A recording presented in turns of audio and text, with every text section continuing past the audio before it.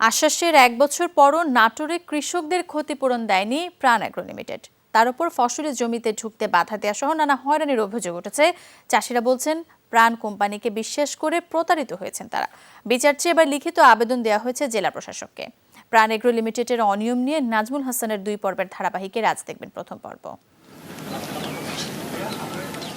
গত বছরের মাঝামাঝি প্রাণ অ্যাগ্রোর দূষিত বর্জ্যে মরক দেখা দেয় নাটোরের সদর উপজেলার আইচান ও চাঁদপুর বিলে।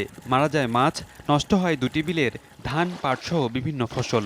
চরম ক্ষতির মুখে পড়ে ২,০০০ হেক্টর জমির কৃষক। কারখানার ডাম্পিং সেকশন এবং মার্কেট রিটার্ন পণ্যের বিষাক্ত বর্জ্য বৃষ্টির পানির সাথে ছড়িয়ে দেওয়ার বিষয়টি সে সময় স্বীকার করা হয় কোম্পানির তরফে। কৃষকদের আশ্বাস দেওয়া হয় তালিকা তৈরির পর ক্ষতিপূরণের, কিন্তু ১ বছরেও নেই আশ্বাসের বাস্তবায়ন। তাই ক্ষতিপূরণ চেয়ে ৪০ জন কৃষক জেলা প্রশাসক বরাবর স্মারকলিপি দিয়েছেন।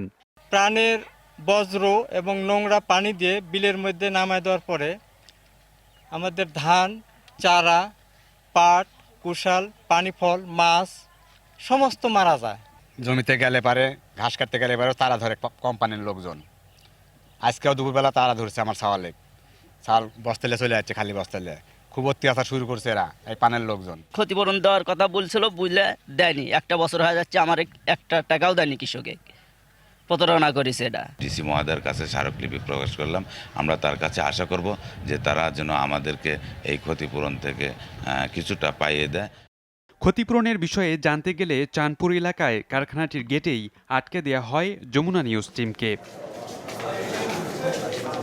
সম্মিলিত স্মারকলিপি পাওয়ার কথা উল্লেখ করে অতিরিক্ত জেলা প্রশাসক জানান, বর্তমান কর্মকাণ্ডের পাশাপাশি অতীতে প্রাণের বিরুদ্ধে পাওয়া অভিযোগের তদন্ত চলছে। শীঘ্রই আইনানুগ ব্যবস্থা নেওয়ার আশ্বাস তার।